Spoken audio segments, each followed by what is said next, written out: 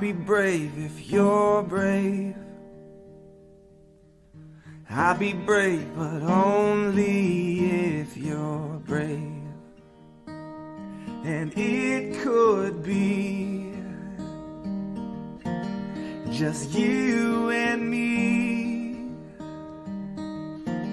We'll be family. Just wait and see. So I will fight if you'll fight. Yeah, I will fight, but only if you'll fight. Oh, we can make it through this like sailors in a tempest. Like sailors in a tempest together. And it could be just you and me. We'll be family. Just wait and see.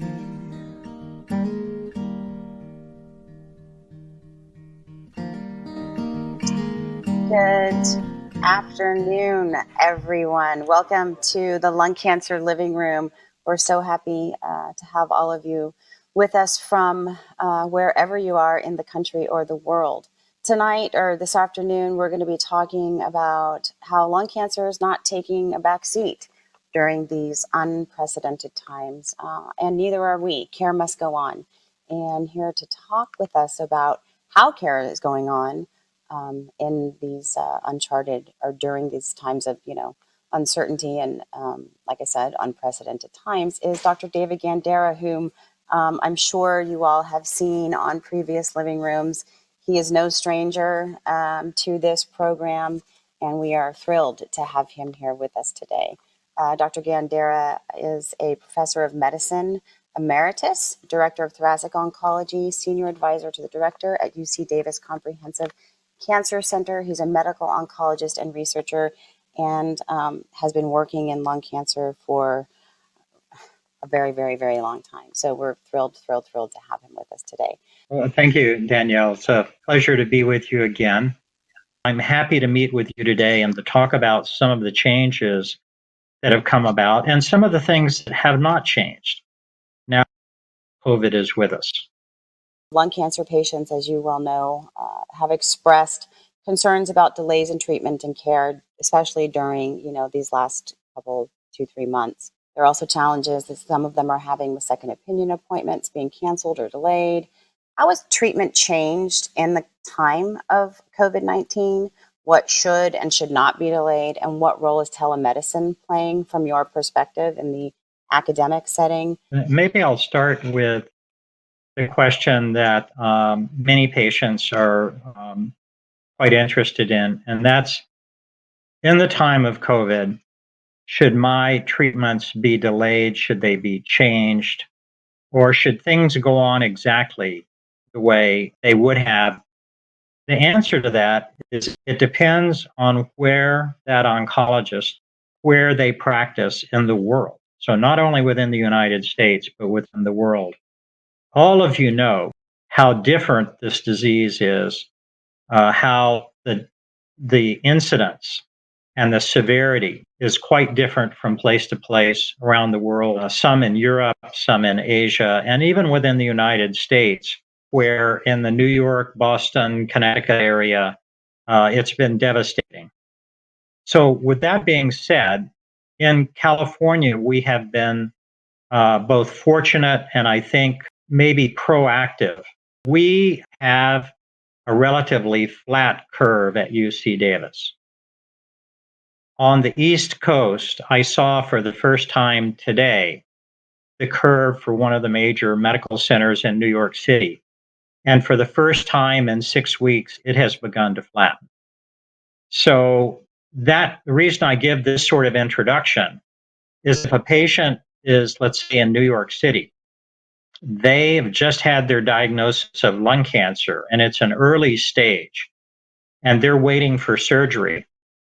many of those institutions have simply not been able to do those sorts of surgeries because every bed in the hospital was full of COVID patients, every bed in the intensive care unit, in the recovery room, and the hallway were full of COVID patients, many of whom were very ill. Then the issue is, well, do you bring in a healthy patient with stage 1 lung cancer to do surgery and then expose them? So it's not an easy question to answer. But I can tell you what patients think. Patients uniformly have told me that while COVID may kill me, my cancer will kill me if it's not treated appropriately. We know from many studies, for example, that the surgical kind of patient that I was talking about, if we delay surgery more than 6, 8, 12 weeks, that the prognosis is worse because that gives more time for the cancer to have spread to other areas, even if you can't see it on a scan, as PET scan or CT scan, micrometastases. I did a social media poll. So I said, now that COVID has hit us, would you delay chemotherapy or immunotherapy or both in a patient with stage 4 non-small cell lung cancer? And I had 357 oncologists and other caregivers respond. 70% of the people said, no, I would not delay either one, assuming I could still give it within my system. And the remainder, that other 30%, some of them said, oh, I would delay immunotherapy, but not chemotherapy. Some of the others said I would delay chemotherapy, but not immunotherapy, like 5 or 8%. And a few said I would delay both. I would hold them. But the majority, no matter where they were in the world, said, no, I need to treat the patient like I would have ordinarily. And patients chimed in on this. And as I said, they said, don't withhold that treatment from me. So at UC Davis, we've been very fortunate in that we have not had to delay patients' treatments. And we'll talk about later, we also have not had to shut down our clinical trial program, which is incredibly important in terms of bringing new treatments to patients. I think that's a really very relevant point. It depends on sort of where you are in the system, where you are in the country, how far down the line you are in the learning, right? Because this is, this is a new space for everyone. There's so much that we don't know. We're sort of trying to learn and fly the plane as we're building it, right, in this area. And I know a lot of patients, and a question has come in around data from the AACR that showed lung cancer patients may have worse outcomes should they develop COVID. But to your point, there's a maybe factor still to that question when it comes to COVID versus a more definitive answer when it comes to just not treating your lung cancer. That's kind of what I hear you saying. Yes, that's correct. And of course, we can't prevent an individual from being exposed to COVID out in the community. But we can, once they enter our system, we can test and we can make sure that everything is absolutely as safe as possible.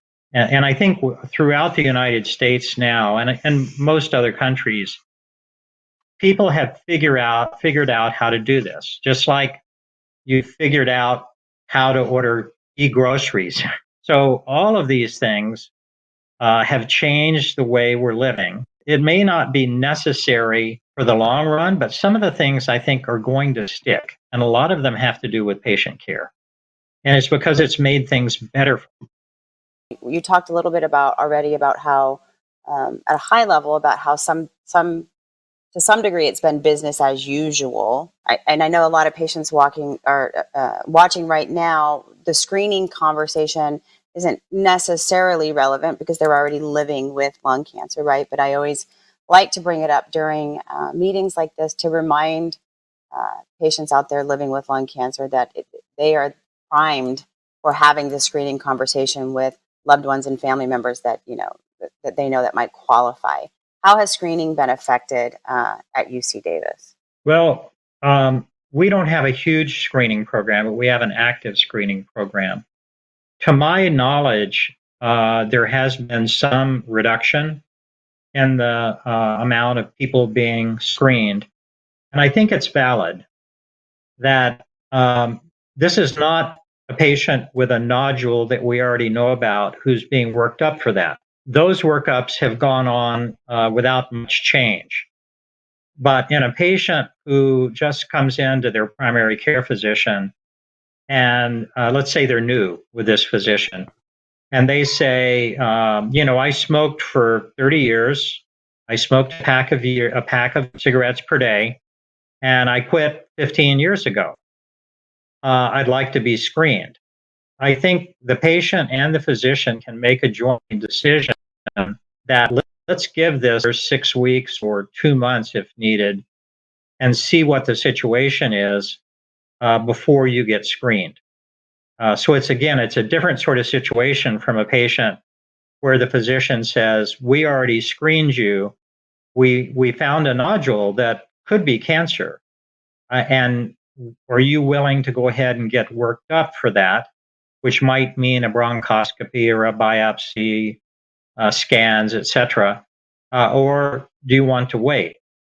That primary care physician would also say, our radiologist or our pulmonologist, whoever has that expertise, has said that your nodule that was found, this is just an example, is high risk for cancer, or it's low risk.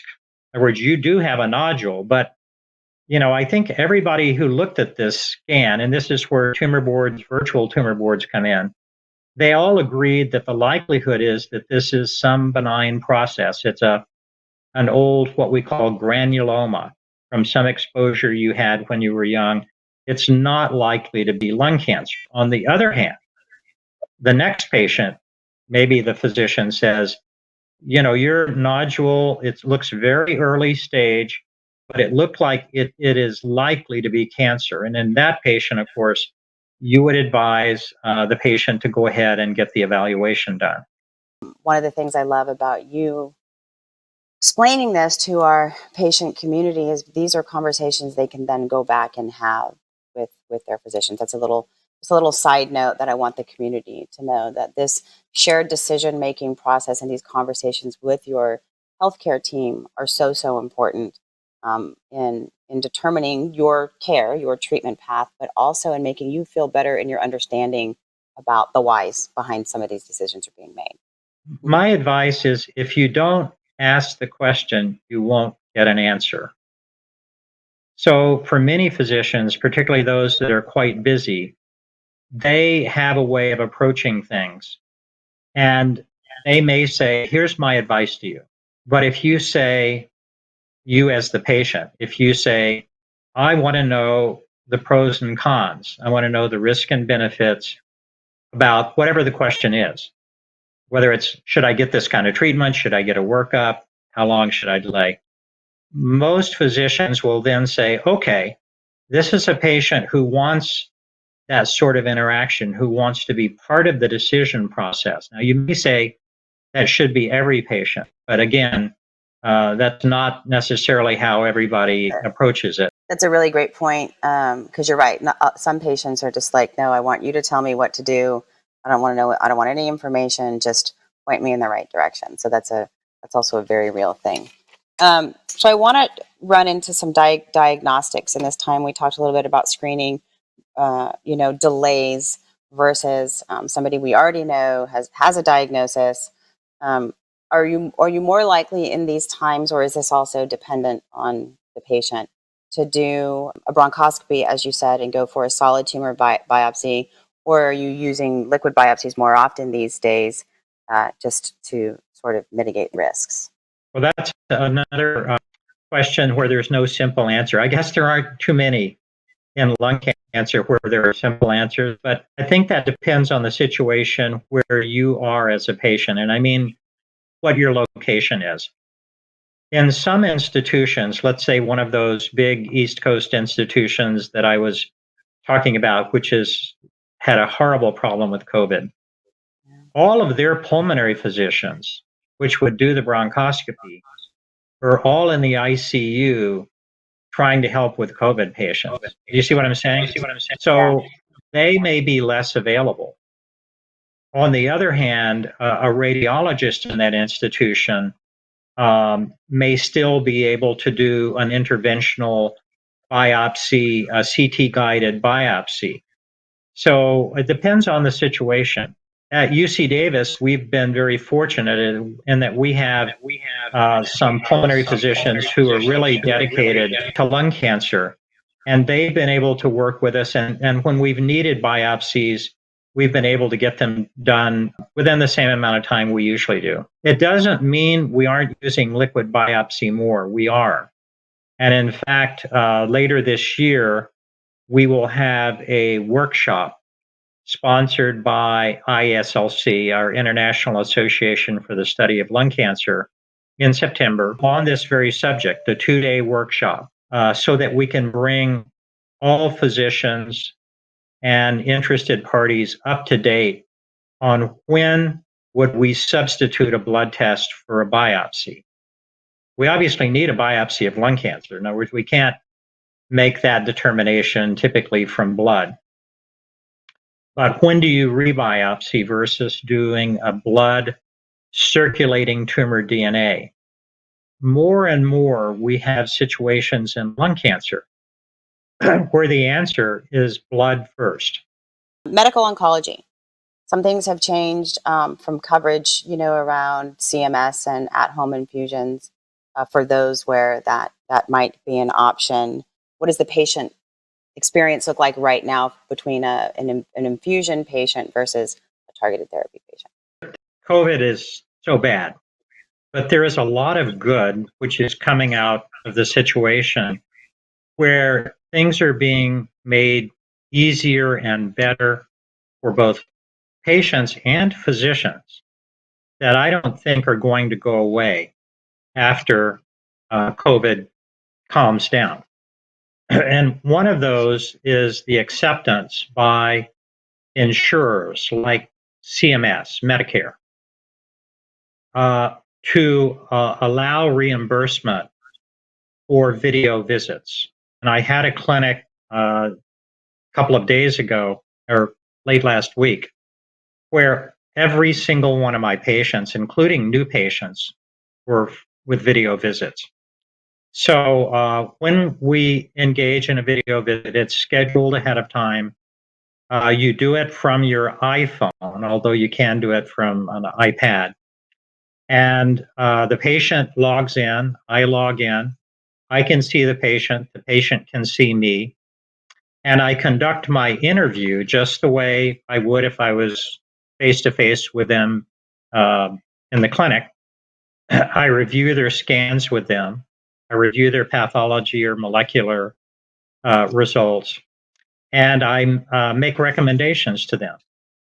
So these are legal, they are billable, so that the physician and the institution does get reimbursed. It's covered again by Medicare or insurers. The only thing I can't do is a physical exam.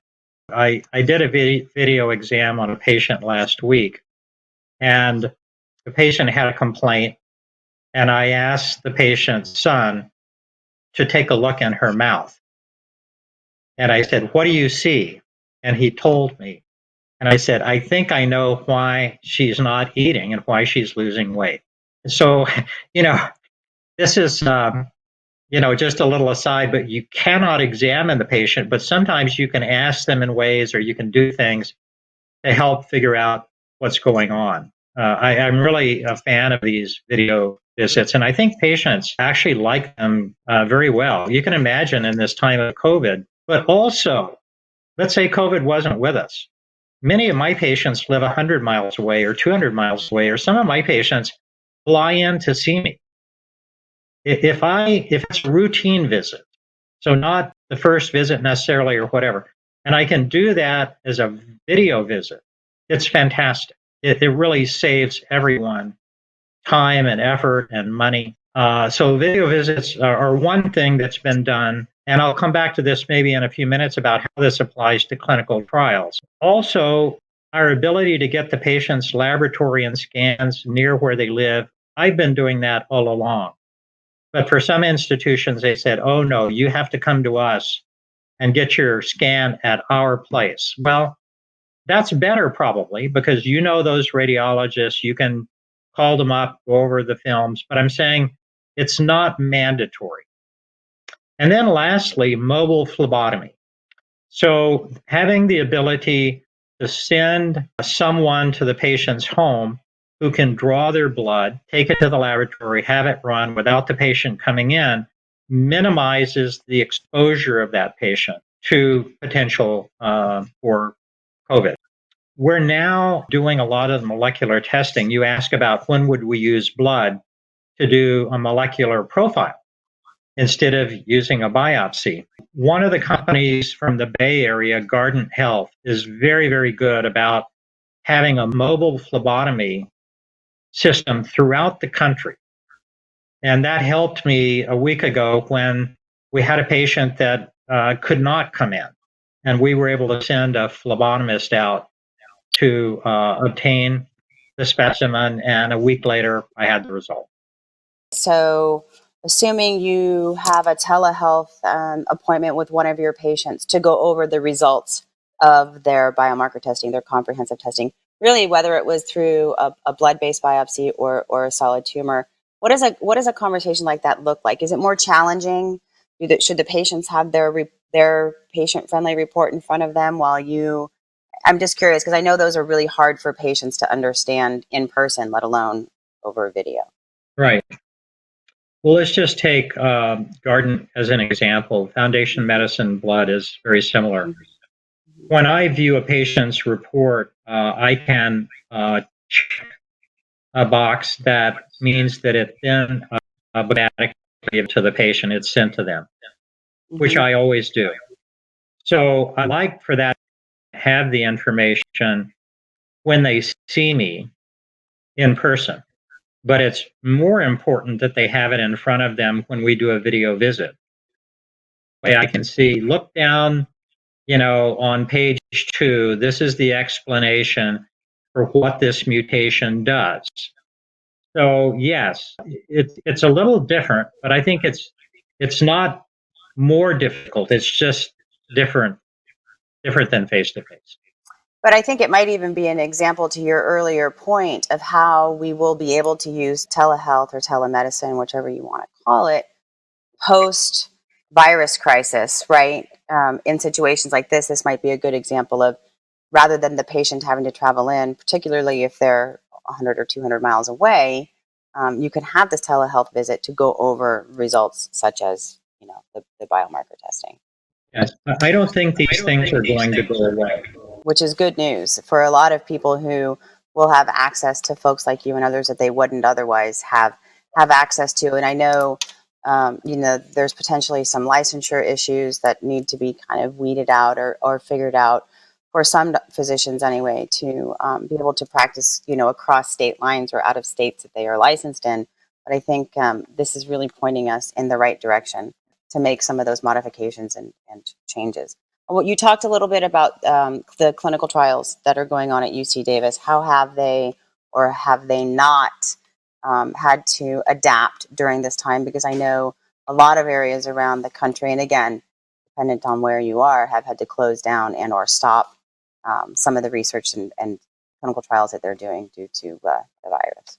Oncology is probably the most engaged in clinical trials of any specialty. And it's only through clinical trials that we find better therapies, new therapies, ways to handle these situations when the cancer becomes resistant. And these days, it doesn't matter whether the trial is a phase 3 trial or a phase 1 trial. It is quite likely to be beneficial to that patient. So how do we do that in the time of COVID?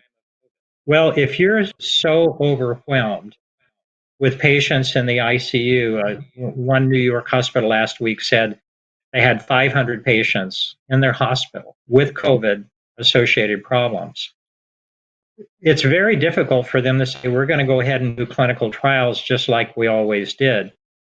Their clinical research associates, the people that do the work for the clinical trials, often have been taken off those duties and applied to COVID testing, or they've been even declared non-essential, not at UC Davis, but some other places. So it's complicated. At UC Davis, we've been very fortunate in that we have not had to close any trials, and we have continued to accrue just the way we've always done. But both the National Cancer Institute and the FDA have made it easier. One of those things is allowing video visits. If you're a patient and you're listening to this, you'll know that on a clinical trial, for your safety, we have to do closer monitoring, maybe more frequent visits. The FDA and the NCI, the National Cancer Institute, have said, Dan, this is an extraordinary situation. We will allow video visits if it's a routine visit, because that allows the patient to continue to get a clinical trial or maybe to go on a clinical trial. If we required those face-to-face visits, it wouldn't happen. Even video consenting. So again, if you're a patient on this YouTube now, you know that you had to go through an informed consent process and physically sign an informed consent to allow you to go on a clinical trial. We can now do that by video consenting, where someone, the physician, the CRC, is on the line with you, talking to you, maybe Zoom face to face, and going over the document with you. You have either an electronic or a hard copy, which has been provided to you ahead of time. You provide an electronic signature. That's so important. Many patients said, this trial, I know it's the right thing for me to do. I don't want to have to come in or maybe come 200 miles just to sign a form. So now we don't have to do that. And the central IRB for the National Cancer Institute has also authorized this. Now, if it's an industry-sponsored trial by one of the companies that makes new cancer drugs, some of them are allowing these things. Some of them say no. And some of them have shut down the trials in midstream. They say, we don't feel it's safe to accrue more patients. I think that depends on the situation. Again, in California, especially Northern California, I think we're fortunate in that we're able to do clinical trials with some modifications and continue to offer them to patients. I really wish we heard more about these positive things on the news, right? Like, especially when it comes to sheltering in place and people getting antsy. And, I remember early on when the governor put the shelter in place in order back in towards mid-March. We thought it was going to be a couple of weeks, so nobody really hummed and hawed about it. But now that we're several weeks in, like I said, and the people are getting antsy, I don't think they're realizing that this was the point, right? Because they're like, oh, here we did all this and we sheltered in place and then nothing really happened. Like life went on for patients per your example in the clinical trial space. Well, the point was for nothing to happen. That was the whole point of putting all these precautions into place. And also, P.S., it's allowed patients who are dependent on this type of care, at least in this area, to still be able to receive it. And I wish we talked about that more. These sort of precautions are why we have a flattening curve. They are the reason. This is just like when somebody says, well, why should I be worried about patients who get cancer or donate to cancer research? I don't have it. Well, I can tell you, having one of your family members or friends have a serious illness changes you. There is no way that you take these things lightly. You cannot conceive of people who would not think about their fellow man, their parents, their grandparent, the guy next door, and say that I'm going to do whatever I can to keep them safe. I do want to talk a little bit about how you're using telemedicine in the second opinion arena. In other words, how the physicians prepare for that appointment and how the patients should potentially prepare for that appointment, using the care everywhere example, if you will. Right. Well, some people who are tuned in may not know what care everywhere is, so maybe I'll start with that. This is an innovation that has been in place for maybe 3 or 4 years in some areas, in which all the hospital systems, and this is not just in the Bay Area, this is throughout the United States, can be linked, if they agree, with a program called Care Everywhere, so that the records, the laboratory tests, the scans, the visit notes, the infusion center notes, can be viewed by somebody else who sees that patient in real time.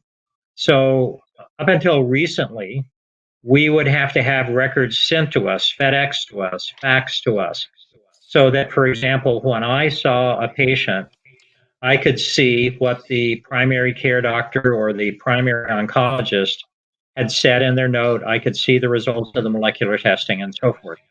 Now, when I see a patient, and this would be face to face or video visit, I can go into our Epic system, our electronic medical record, and look under Stanford and click on it and pull up the notes from one of the oncologists there or the scan report. So, for a patient who is going to get a video visit, let's say a second opinion, it's important for them to make sure that the oncologist who's going to see them in a video visit has the information that they need, and preferably ahead of time. I used to tell the patients, copy everything and bring hard copies to me, because if it doesn't get sent ahead of time, I will have it. These days, with Care Everywhere, I can see it all. And again, most institutions are part of this. The worst thing is to undergo a face to face visit or a video visit, and the person giving a second opinion says, I don't have the results of this test or the results of this scan. We're going to have to follow up so that I can look over that information. It's once again making sure that they have that needed information, what's essential to see. And with Care Everywhere, that's very easy these days in most cases. There's no playbook for recovery.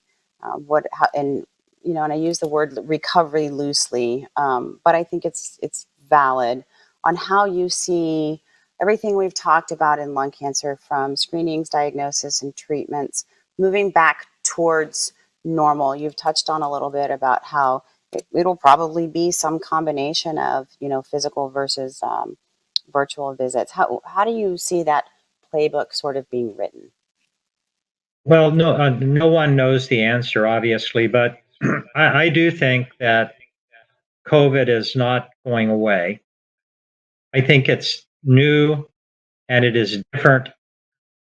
Influenza would be a much worse disease if we did not have vaccines, and that if we didn't have most people getting the vaccine.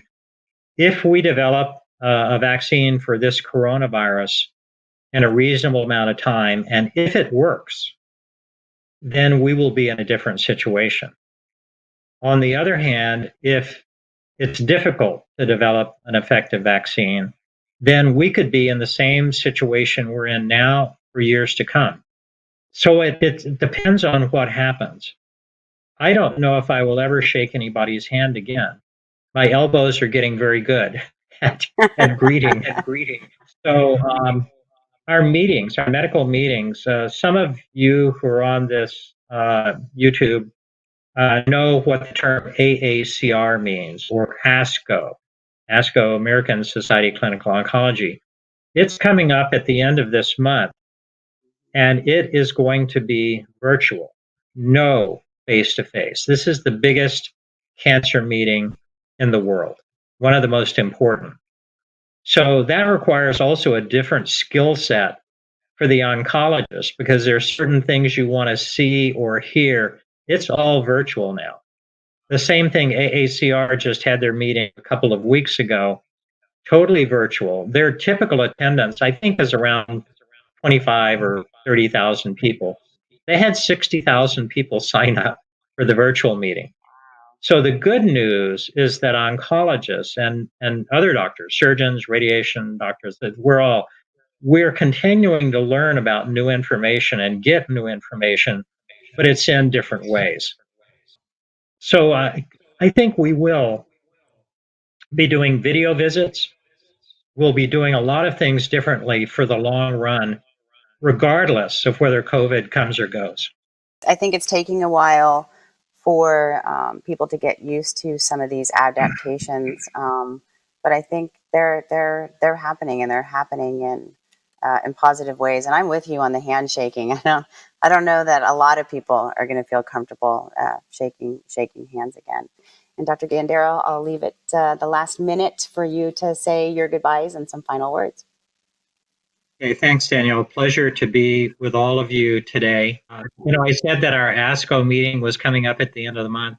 There are several major advances in lung cancer, and maybe we'll talk about them at a living room at some time in the future. Absolutely. Absolutely. Thank you, Dr. Gandara. Enjoy the rest of your Tuesday, and we'll talk soon.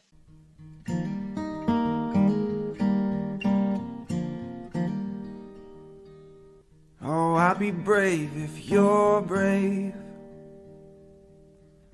I'll be brave, but only if you're brave. And it could be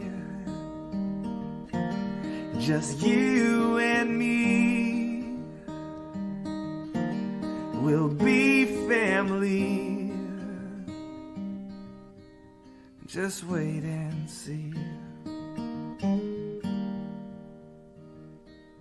So I will fight if you'll fight.